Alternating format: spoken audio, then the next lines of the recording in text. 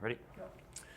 My name is Gordon Ryan. I'm a black belt under John Danaher and Gary Tonin, training out of Henzo Gracie, New York City. I'm a 3-time ADCC champion and #1 pound-for-pound athlete in the world.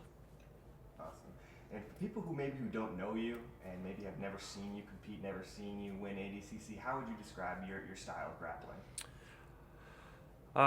My style is relentless. I feel like I'm relentlessly always looking for either positional exchanges to further chase a submission.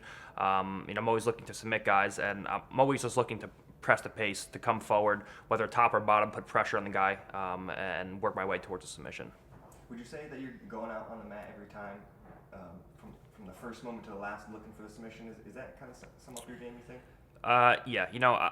I don't really see myself winning a match if I didn't submit the guy. If I go out and I don't submit the guy, I could win the finals of the ADCC Absolute, and which I did against Buchecha, and I was just like pissed off because I wasn't able to submit him. So my whole thing is going out, submitting the guy, and if I can't do that, then I'm not really satisfied with the victory. Why is that so important to you? That's just the essence of jiu-jitsu. I feel that the whole goal of our sport is to control our opponents and control them and then submit them. Okay, it's control to submission. And if I feel that I didn't submit them, I feel like I really missed out on the goal that I was trying to achieve, which is eventually getting to a submission. Can you tell that real quick? I like his yellow cuffs. Do you have a nickname? And if so, can you tell me your nickname and maybe tell me how it came about? Yeah, so my nickname is the King, Gordon King Ryan. I initially was called the Iron Dragon, kind of like an inside joke at the original EBIs. But then when I won EBI 6, I think, maybe after EBI 6 or after I submitted Keenan for the first time, I changed my name to King Ryan. I don't really know. I just kind of thought of it one day, and I was like, you know what, that's something that's going to piss people off and get a lot of eyes on me. So I started hashtagging like King Ryan and things like that. And people started to go with it, and they started calling me King Ryan, and then everybody got mad about it at first, and then I started to win everything, and people were like, okay, fine, I guess he can call himself that. So then I started initially calling myself that and walking around with, first it was a Burger King crown, like just as a joke, and then I got like a real crown, and then I started walking around with the crown, and then at Nogi Worlds, the cape, like the robe and the crown, and people seem to enjoy it. Some people, at least. I was going to ask, what's the reaction been to because I've seen you at the Kasai weigh-ins and everything like that, at Nogi Worlds. What's been people's reaction? Some people love it, obviously. Some people hate it, obviously. But it's fun to see like little kids dress up as me, like for Halloween, and have put like the fake tattoos on and have the robe and the crown. So I've been enjoying it, and if people can get a laugh out of it, then it's good for me. I want to talk just a little bit about ADCC too. Obviously ADCC 2019 was an incredible performance for you, incredible year for you. When you look back on ADCC 2019, I don't know, can you put it all into perspective now? Are we far removed? How do you look back on the experience? So 2019 ADCC was definitely interesting because, obviously I had my LCL reconstruction. We're supposed to do a 12-week camp, and I really only had a 3-week camp. I was really only healthy for like 3 weeks beforehand. And then like a week before, I had that crazy bike accident where I broke my hand. And then the night before, I got food poisoning. So like that camp was just like terrible. It was like the worst camp I ever had, but somehow I managed to go out and win. But that was just a crazy roller coaster ride. For the longest time, I didn't think that I was going to be able to compete because every day my knee was like, I couldn't do the things that I wanted. My timing was all off. I was getting exhausted because I was using so much more energy. And then like somewhere around when I competed in the kinetic tournament, I was like maybe 4 weeks before, I started to feel really good, and then 3 weeks before, and then I had like 3 solid weeks where I felt like, okay, I'm going to go in and win this pretty easily. And then, as we got closer, I got more confident, and then I hurt my hand, and then I was like, okay, well, I'm going to do it anyways. And I got food poisoning, and I was like, okay, hopefully I feel okay, at least by tomorrow to jump in. But it was great. I won. I didn't get 8 out of 8 submissions, so I was kind of disappointed. I definitely think that I could have done better. And I look at myself now, or I look back at myself now, and same thing. It's the same thing as when I look at myself from 2017 ADCC. I'm just like, wow, I suck. Like if I competed against myself now, I would just crush myself. So with every week, every month, every year that goes by, I just look back and I'm like, yeah, I was good, but I would crush myself if I competed against myself back then. What do you attribute the way you're able to persevere through so much of that stuff, so many roadblocks in your way? I feel like a lot of people would have just been like, man, not my year, I feel like we see that type of thing all the time, to be honest, especially in jiu-jitsu. So to see you like kind of power through is sort of rare. What do you I don't know, what do you attribute that perseverance to? A couple of things. Number one, that's just always how I've been. At the end of the day, people don't really care what excuses you have. People just look at results, and people only remember results. So 5-10 years down the line from now, people, if I would have pulled out, people aren't going to care. Oh, Gordon wasn't there because of this, A, B, and C. They're all only going to remember somebody else won the division, somebody else won the absolute. So, I understand that. I recognize that. People just look at what the results are and not anything else for the most part. So I wanted to go in and I wanted to win 2019 ADCC, and I wanted to be the person who was remembered as the guy who won 2019 ADCC. In addition, for me, there's no real pressure. I mean, if I went in and I lost, I already won ADCC. I've already beaten a lot of top guys. So, after the first ADCC 2017, it was pretty much all fun for me. I've already won. I'm already ADCC champion, and now I'm a 3-time champion. So, people can say whatever they want, but how many 3-time ADCC champions are there? There's not many. So, it's all fun for me now. I just do it because I enjoy doing it. All right, that's great. Where would you rank yourself at the moment in the world of jiu-jitsu? So as far as no-gi jiu-jitsu, I'd rank myself far above whoever is number 2 in my weight class and number 2 pound for pound. I don't think that, technically there's anybody even close to my level. Tactically, I mean, there's some guys that can give me trouble. I think that, there's guys who've been competing a lot longer than I have under these rule sets for a lot longer than I have, so they can play kind of a stally tactical game. But technically, I don't think there's anybody that's even remotely close to my level. You've always had this confidence. I know I've asked you once before, but where does the confidence come from? So number one is training in the most dangerous room in the world. I feel like if I go out, the best case scenario for my competitors is they go out and they win by a few points. They take me down. They pass my guard. They win by an advantage or a decision. And the worst case scenario is I go in and I break their leg or I submit them in any various assortment of ways. So that's the first thing is I'm confident that I can go out and use my full repertoire of moves with the confidence knowing that these guys aren't going to, number one, hold me positionally in any specific position. They're not going to hold me in side control or in mount or my back for minutes at a time. And even if they do get to a good position, I can always just escape and go right back into my attacks. And I know that I'm always going to be the guy that's on offense. So that gives me, a big confidence boost there. And then just going out with no pressure, knowing, before early EBIs and some of the earlier events, I had no pressure on me because I felt like I was supposed to lose anyway. Like going in competing against Yuri and all these guys, nobody knew who I was. I was supposed to lose. But now I've done everything.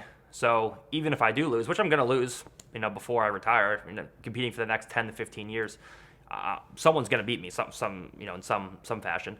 But I've already done more than almost any competitor's ever going to do in their life. So who cares? I'm going to lose eventually, but there's just no pressure now. It's just all fun for me. I don't have to compete ever again if I don't want to, and I'm still going to have more of a legacy than most people will ever have. So it's just all fun for me now.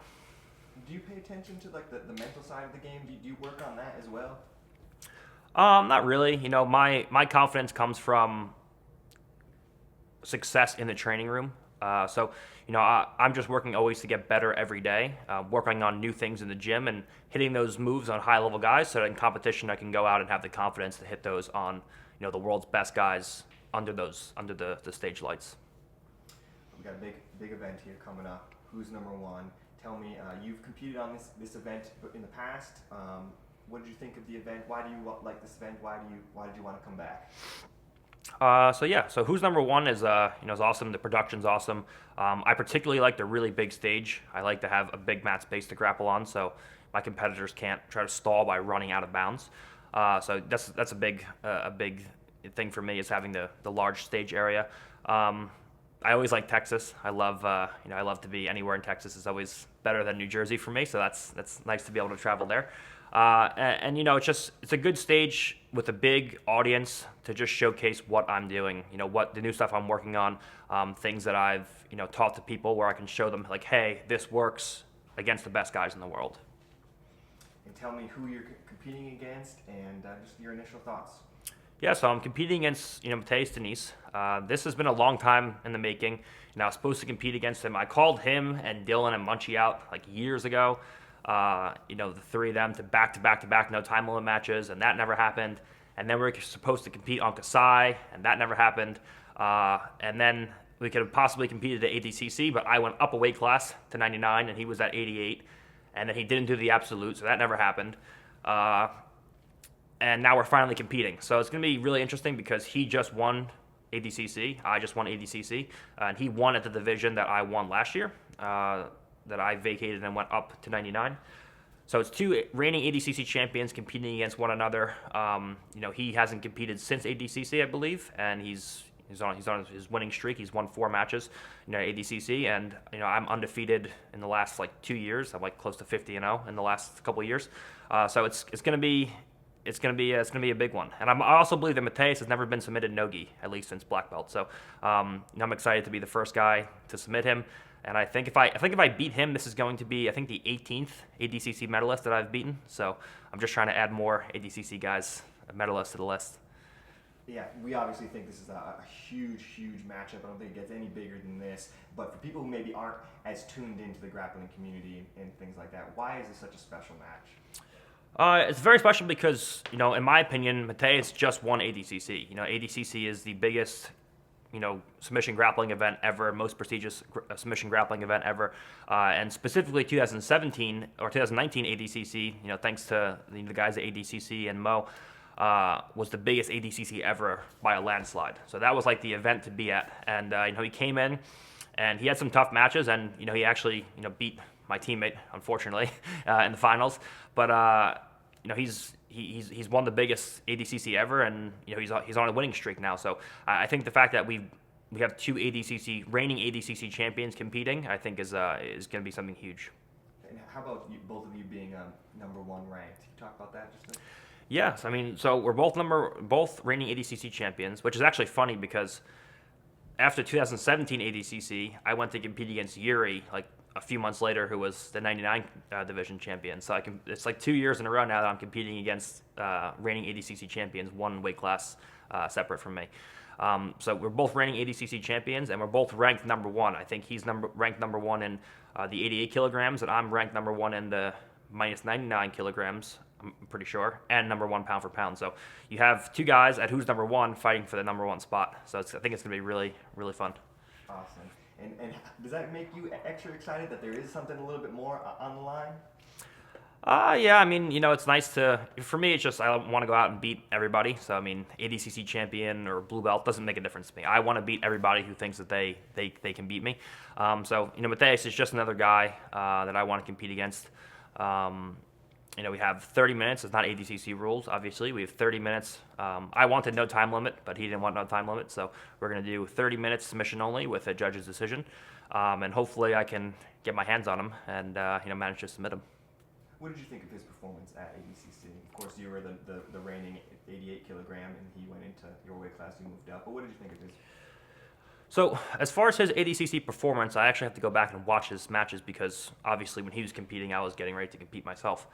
I saw he had a very action-packed match with Pedro Mourinho, first round. Then they were back and forth.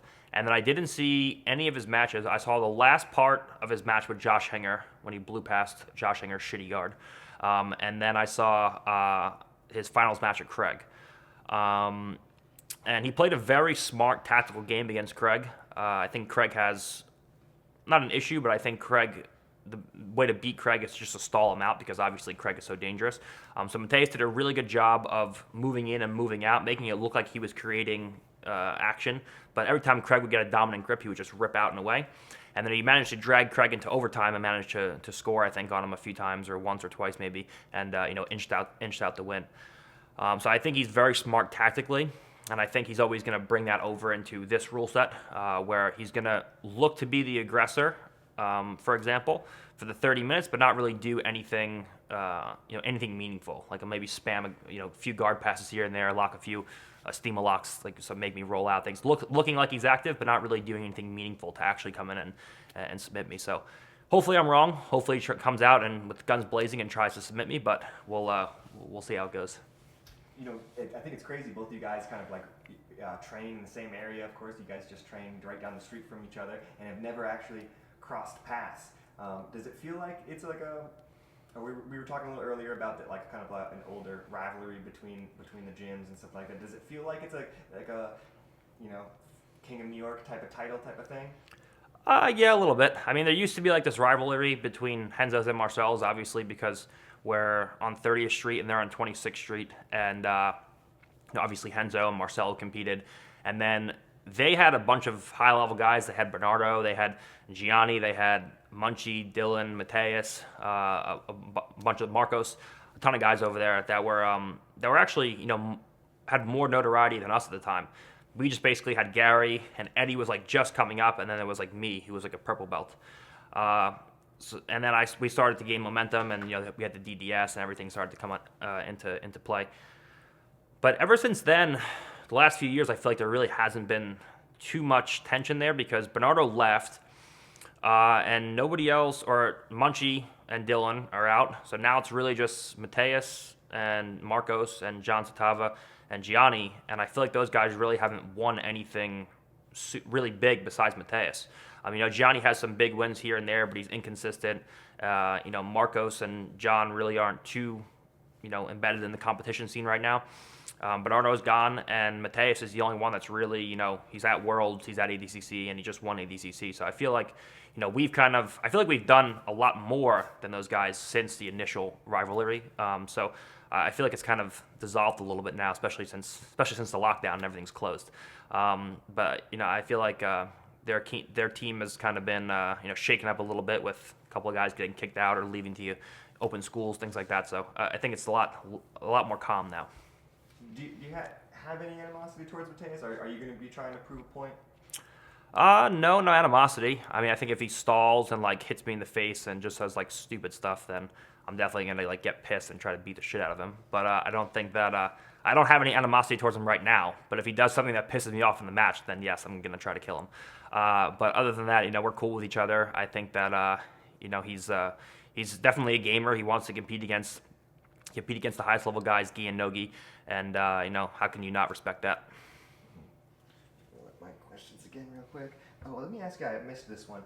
How since ADCC 2019 has your life changed, if at all? So obviously winning ADCC is a life changer. 2017 was really big because everyone knew that I was good, but they didn't know how I would stack up at ADCC against the absolute highest level guys. So that was a real eye opener, I think, for a lot of people, when they realized that I was at that level. And then 2019, there was still doubt. Obviously, everyone's thinking 2017 was a fluke, and I still hadn't won the absolute yet. So people were like kind of, curious, but to see what was going to happen. But I think winning 2019 in the fashion that I did, despite all the adversity that I had, was definitely a game changer. I think that people kind of realize now, like, shut the fuck up. Maybe he is the best. Hopefully we kind of solidified that in people's minds that, I'm the greatest no-gi competitor of all time, and that I'm here to stay. I'm not gonna be like a guy like Roberto who like wins one time and then no one cares about it in 2 years. Like I'm here for the next like decade to come. So I think 2019 definitely I made a statement. I proved that this is like when I step on those mats, that's my home. That's not anywhere else that anybody should feel comfortable. And I think that 2021 is going to be even bigger than that. So that's my impression of what 2019 ADCC proved. What do you say to these people out there? I don't know if there are still, but I feel like you have some haters, right? Always. What do you say to these people that don't like your personality or don't like what you say on social media? It's simple. If you don't like me or the attention that I'm getting, then maybe you should beat me, and then Flo can start talking about you. If not, then you should probably shut the fuck up. Simple. Got it. Sorry, let me just look at my questions again. Oh, you know what I was going to ask you about?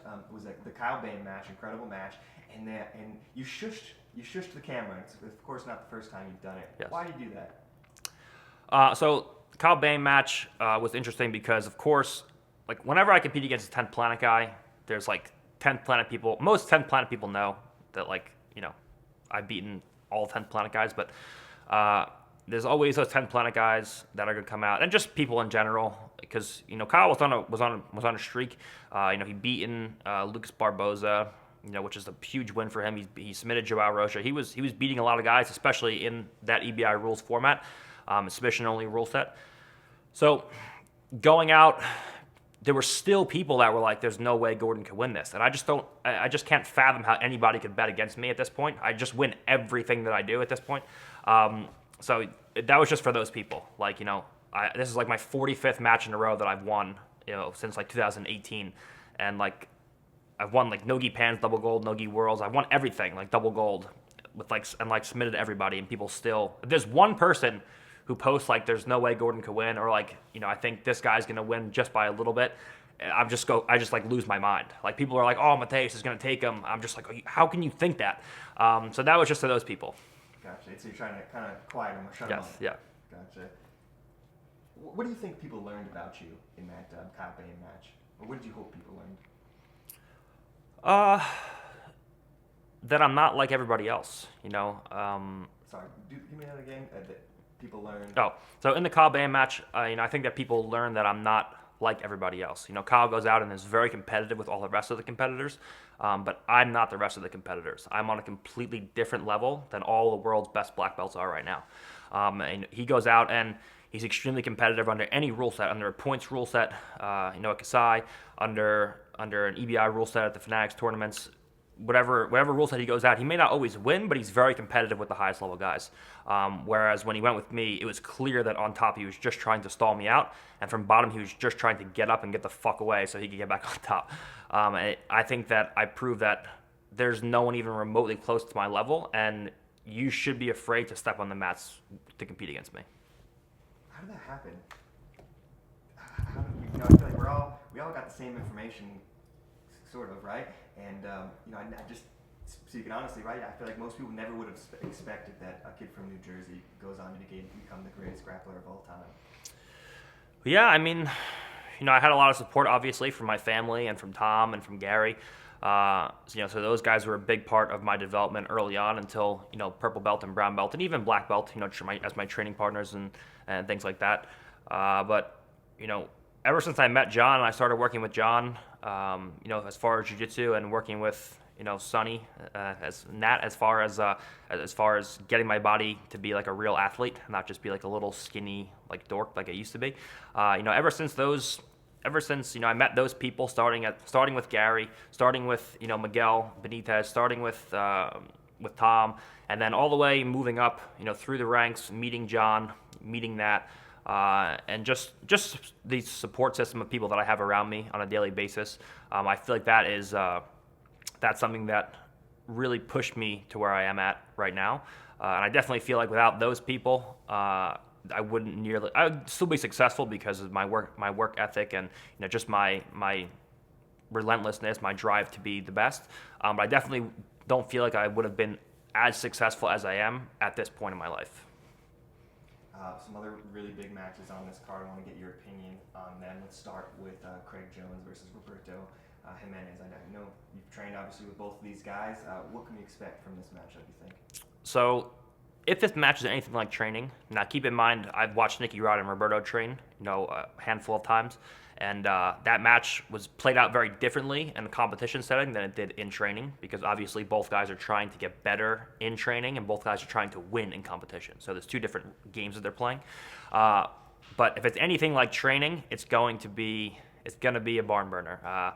You know, Roberto's constantly looking to pass, constantly looking to take Craig's back off of his leg exchanges. Craig's constantly looking to go into the legs, to sweep Roberto, to take his back off the leg exchanges. When he gets on top, trying to pass him, trying to finish him.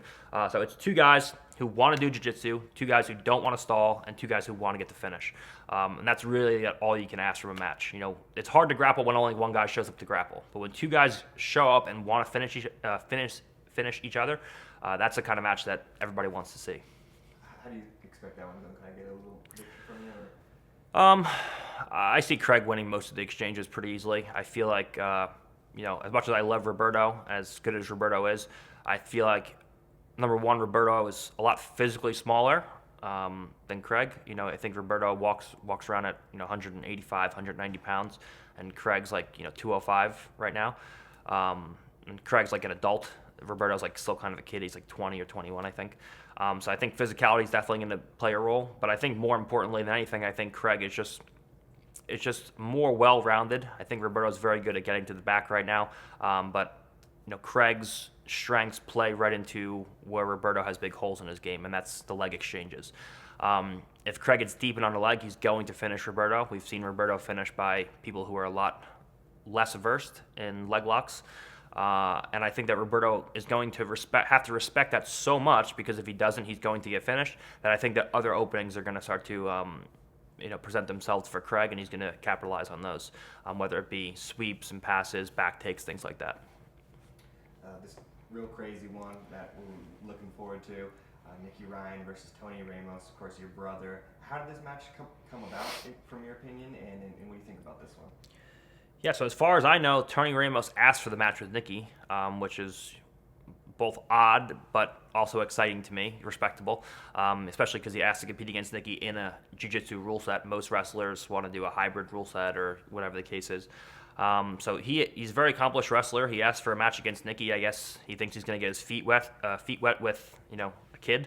But I think if he thinks he's going to win, I think he's sadly mistaken. I think that this match is pretty straightforward for Nicki, and I think that if Tony does an ounce of engaging, he's going to get submitted pretty quickly.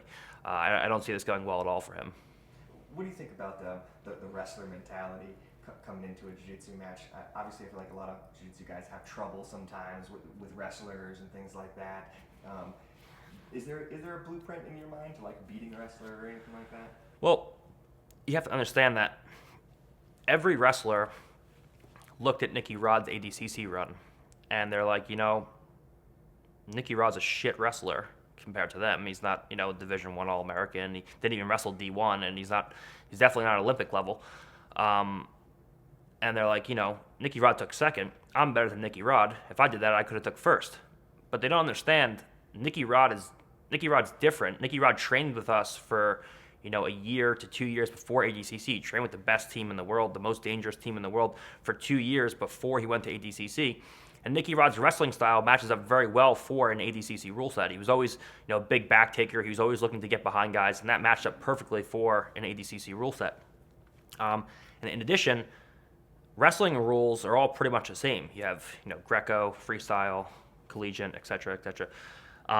But jiu-jitsu rules aren't the same. You have a wide variety of rule sets, ranging from ADCC rules to IBJJF, EBI, different variations of submission only, no time limit matches. There's tons of different rule sets.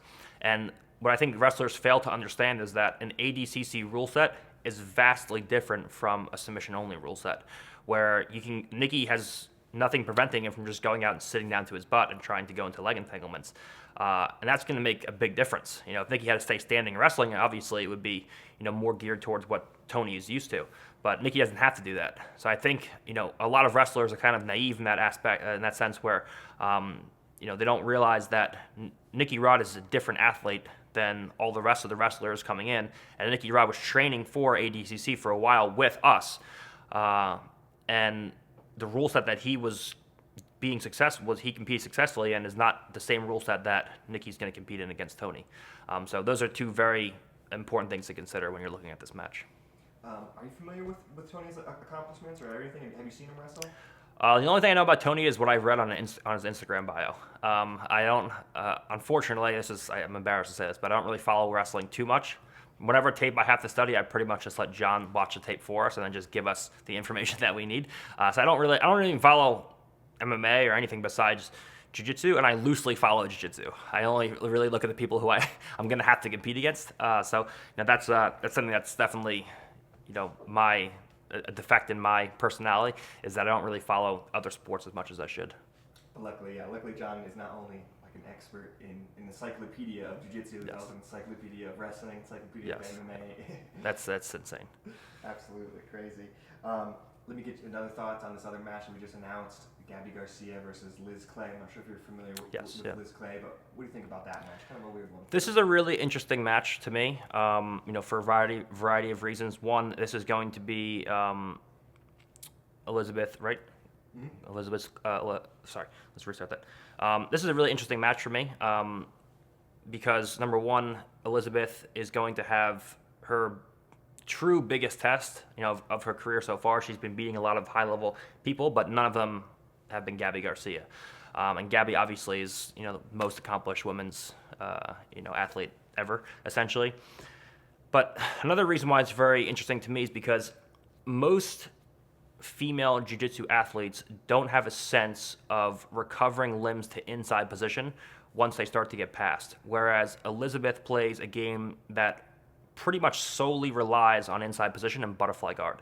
So it'll be interesting to see how Gabby reacts to that, because Gabby's whole game is getting to inside position and then using, obviously, a lot of her size to go in and get past and pass the guard and then go into attacks. So it'll be interesting to see if Gabby can use her strength and her weight to get to the inside position against Elizabeth, because you can't put any pressure on someone if you can't steal and maintain the inside position. And Elizabeth's whole thing is to stay seated and always keep limbs, arms inside, legs inside, and then eventually try to go into attacks on the legs. So it's going to be really interesting to see if Gabby can get past those arms and those legs, force her into maybe a half guard and get past her guard, or if Elizabeth can keep everything inside and go into her attacks. So it's a very interesting clash of styles here. So yeah, I mean, a lot of big matches on this. Who's number one? You also have Dante versus Dorino, a few others in there. But what do you think of the overall card in terms of where this stacks up as a super fight event? I mean, this is probably has to be the biggest event of the year. I mean, there were some other big ones, but I don't think anything is even close to the star power that we have right now. There's the biggest names in grappling. There's huge crossover events between wrestling and grappling. I don't think that any event this year, at least, is going to touch it. I don't think there's going to be an event this big until 2021 ADCC, if I had to guess. Mm-hmm. What do you think fans can expect especially from your match versus Gordon versus Matheus? Obviously, a lot of fans going to be watching on FloGrappling. Yeah. So as far as my match and the card in general, I think that fans can expect fireworks. You have everyone, at least from my team, going out and trying to get the finish. I'm definitely going to be going out and trying to finish Matheus. So whether or not he wants to make it exciting, I'm going to make it exciting. Nicki going against Tony. Whether or not Tony wants to make it exciting and engage, Nicki's going to make it exciting. And Roberto and Craig, neither one of them has to really push the pace because they're both going to be going at each other as hard as they can. So, you have those matches. Dante versus Dorino, two more guys who really go at it. Not as crisp with submissions, I would say, but very good positional players who go out and they try to win the match. They're, even if they don't get to submissions all the time, they're chasing the back, chasing finishes the entire time, and that match is going to be fireworks as well. Awesome.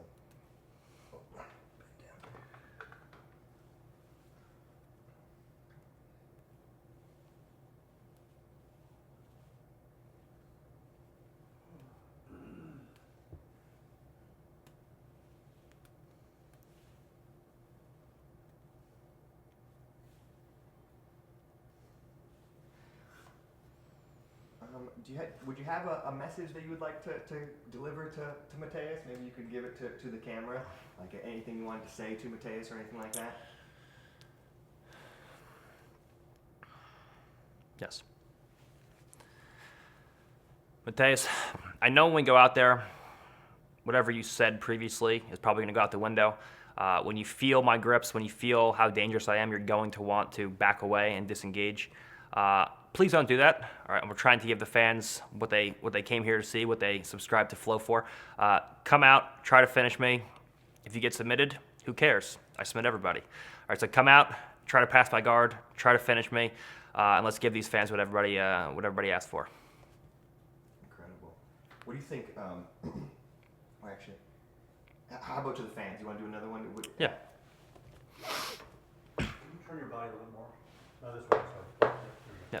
there we go. Yeah. Ready?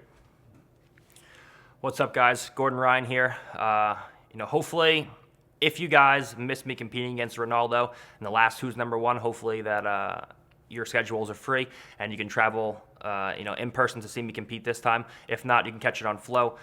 As always, I'm going to be trying to submit my opponent. This is just another opponent for me, Matheus Diniz. He just won ADCC, so he's as hot as can be right now. But I'm always looking to put on a show for you guys. You guys support me, so I want to give you guys what you came to see.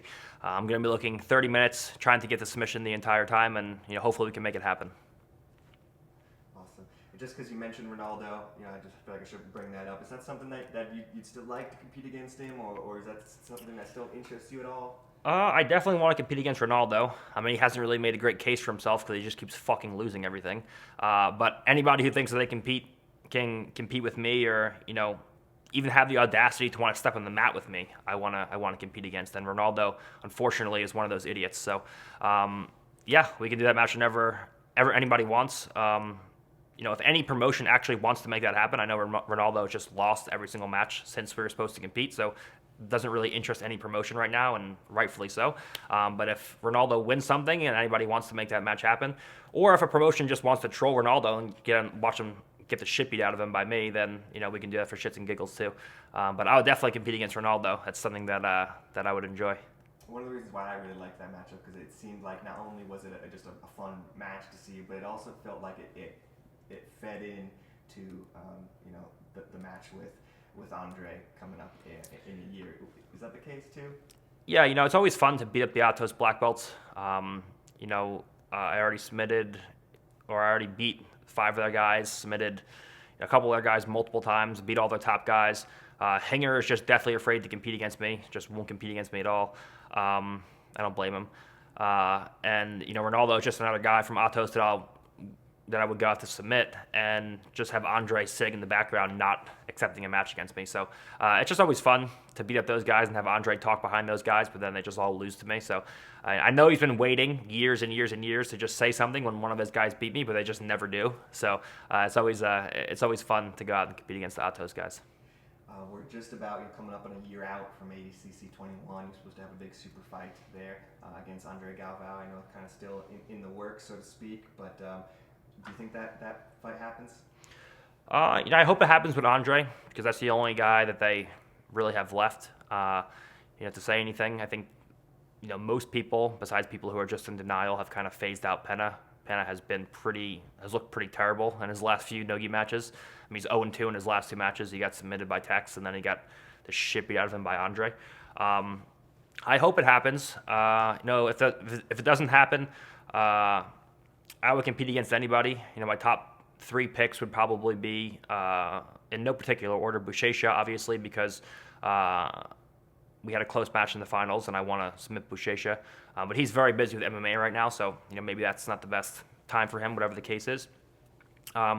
Felipe's kind of an interesting match because Felipe plays so well into my story, into our story with the whole he beat me twice, and now he got into the ADCC super fight. But at the same time, it doesn't make really any sense because he just lost so badly in the last ADCC that ADCC as an organization, I don't really feel like it makes sense for them to put a guy who lost that badly and give him a free shot at a second super fight without having to do the absolute again.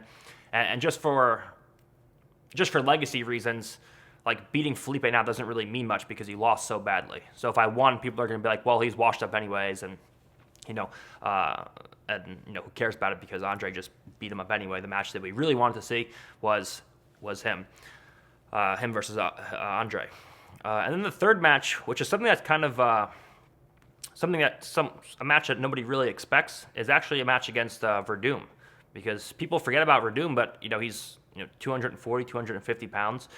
He's a multiple-time ADCC champion, multiple-time Nogi or a world champion with a gi, and a multiple-time UFC champion.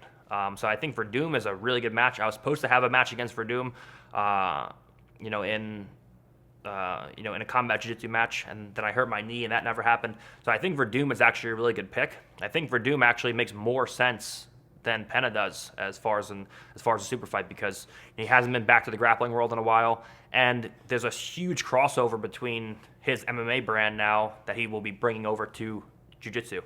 So I think as far as just promotion goes, and as far as ADCC and what the fans want to see, I think those three guys would be the guys that I would push for. But I think that marketing-wise, I think at least Verdum makes the most sense for ADCC and for all parties involved. And he's tough. He's beaten the best of the best. But I would compete against anybody they put me against. I'm happy to submit anybody, but those are the three guys probably who make the most sense for me. And is it true that you're going to do your weight class as well? So they haven't officially given me a yes about the weight class yet. I'm still waiting for the official yes, but I'm pretty sure that I'm going to be able to do it. Yeah, so I should be doing 217 minus 99 kilograms and the absolute, which will make me a 5-time champion next year. I can't wait to see it. Anything else that you want to talk about regarding Matheus or who's number one this match that we didn't cover? No, there's going to be a live audience, right? I said there's going to be a live audience, so. I actually don't think there will be a live audience. Okay, so. No worries. I think that was, we went over a lot of stuff. I think that was pretty good. We're going to do a seminar, Jeff? Yeah. Okay, we don't know where yet, though, right? Day after somewhere. I think there was like a Paragon close by. Okay. That's right. Everybody knows the area best. They would talk about it. Okay, so you want me to just put that in there so that people could see? Sure. Also, I'm going to be teaching, sorry, that was way too fast. Also, I'm going to be teaching a seminar the day after the event. I'm not sure where yet or what time, but keep your eyes open for seminar information on my Facebook and on my Instagram. There will be a seminar the day after the event. I just need the information, so stay tuned. Oh, I have a question. go ahead. So Matheus said that you originally asked for no time limit, but he settled for 30 minutes. Do you think that was a bitch move?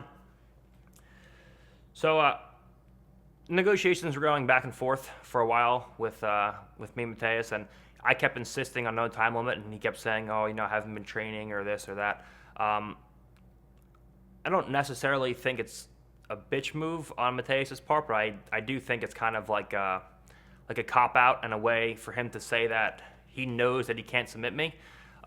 So the biggest thing for me is when there's no time limit matches, even if it goes 45 minutes or an hour, there's guaranteed to be some kind of action because he'll have to engage. Whereas if it's 30 minutes, even if he doesn't care about losing, like at this point, people just want to not get submitted by me. They just want to last the longest. That's how everyone's gauging their success is, oh, I lasted 7 minutes, I lasted 8 minutes with Gordon.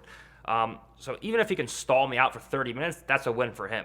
So with doing a 30-minute or any amount of time match, 20 minutes, 45 minutes, he knows in his mind that he only has to stall for that specific amount of time. And even if he goes without getting submitted, maybe he goes 30 minutes and nothing happens in the match, like the Craig and Paul Harris match where just nothing happens. Whereas if it's no time limit, number one, you have a definite winner. There's no judges or anything like that. You can't get screwed by the refs or any of that nonsense. And it forces engagement at some point in the match. At some point, he has to come forward into me and he has to do jiu-jitsu. And that's when I start to win the exchanges. So I definitely do think that him declining a 30 or a no time limit match and insisting on a time limit is definitely his way of saying without saying that there's no way that he could ever submit me. Awesome. Jeff, anything else you want to ask or anything? Sick. Thanks so much for the time, Gordon. Yeah, of course. We're gonna just real quick switch out, get an interview with your brother, Okay. and we're just gonna kind of relight a couple things and do some kind of like shots of you folding.